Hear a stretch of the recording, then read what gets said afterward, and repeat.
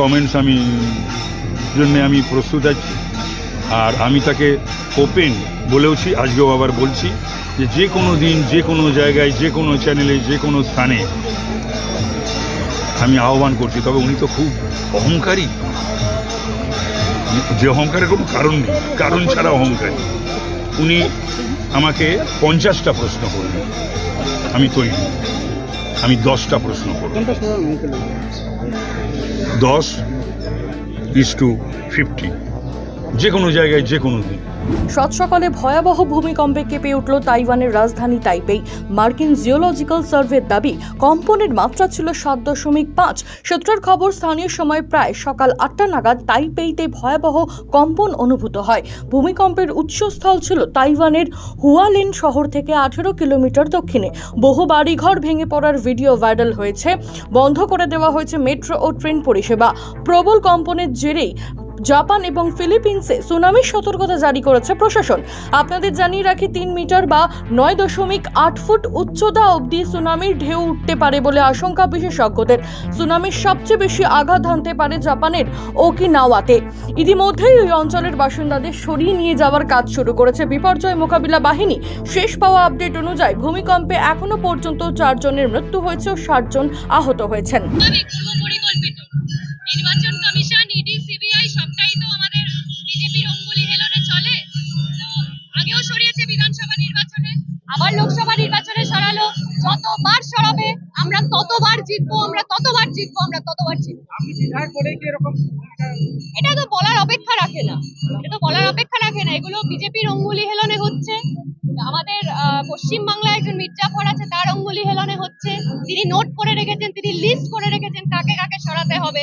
আগে থেকে ঠিক কাউকে বলে ফেলছে, কাউটা বলছে না। বাংলার মানুষ জবাব দেবে 4 তারিখ। যত সরাবে, যত চক্রান্ত করবে, যত তৃণমূল কংগ্রেস ঘাস ফুলের দল যত কাটার চেষ্টা করবে, তত বাড়বে। আমরা মমতা বন্দ্যোপাধ্যায়ের সহিত একদম ইঞ্চিতে ইঞ্চিতে জবাব দেব। নির্বাচনী আবহে আবারও বড় সড় সাফল্য পেল পুলিশ। উদ্ধার হলো প্রচুর পরিমাণে বেআইনি বিদেশি মদ।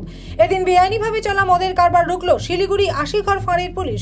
সূত্রের খবর, মঙ্গলবার রাতে গোপন সূত্রে খবর পেয়ে শিলিগুড়ির সুকান্তনগর এলাকায় অভিযান চালালে সেখানে একটি বাড়ি থেকে প্রচুর পরিমাণে বেআইনি বিদেশি মদ উদ্ধার করে আশিঘর ফাঁড়ির পুলিশ, যার বাজার মূল্য লক্ষাধিক টাকা। ওই বিপুল পরিমাণ বিদেশি মদ বাজেয়াপ্ত করবার পাশাপাশি এই ঘটনায় তপন সরকার নামের বছর 40-এর এক ব্যক্তিকে গ্রেপ্তার করেছে পুলিশ। এই কারবারের সাথে আরও কারা জড়িত রয়েছে, কোথা থেকে আমদানি করা হতো বিদেশি মদগুলি, পুরো ঘটনা তদন্তে নেমেছে পুলিশ। তাপমাত্রার পারদ প্রায় 40 ডিগ্রির কোঠায়, গরমে নাজেহাল রাজ্যবাসী।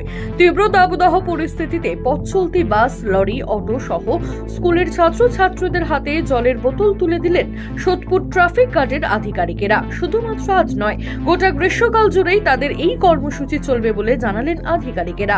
অন্যদিকে তীব্র গরমে হাতের কাছে ঠান্ডা পানীয় পেয়ে খুশি সকলে।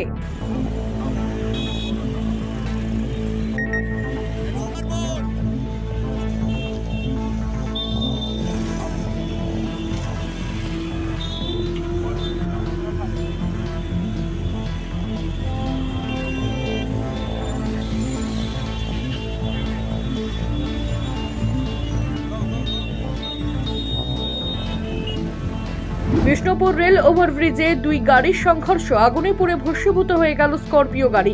সূত্রের খবর, এদিন 60 নম্বর জাতীয় সড়ক ধরে 6 জন যাত্রী নিয়ে একটি প্রাইভেট গাড়ি মেদিনীপুর থেকে পুরুলিয়া দিকে যাওয়ার সময় উল্টো দিক থেকে আসা মেদিনীপুরগামী স্টোনচিপ বোঝা একটি লরি বিষ্ণুপুর রেল ওভারব্রিজে নিয়ন্ত্রণ হারিয়ে সজোরে প্রাইভেট গাড়িতে ধাক্কা মারলে মুহূর্তের মধ্যে আগুন ধরে যায় গাড়িতে। গাড়ি থেকে ঝাঁপিয়ে নামেন চালক সহ যাত্রীরা। তড়িঘড়ি ঘটনাস্থলে পৌঁছায় স্থানীয় বাসিন্দা এবং বিষ্ণুপুর থানার পুলিশ। দমকলের একটি ইঞ্জিন ঘটনাস্থলে এসে আগুন নিয়ন্ত্রণে আনে। ঘটনায় আহত হন এক যাত্রী, তাকে বিষ্ণুপুর সুপার স্পেশালিটি হাসপাতালে নিয়ে যাওয়া হয়েছে।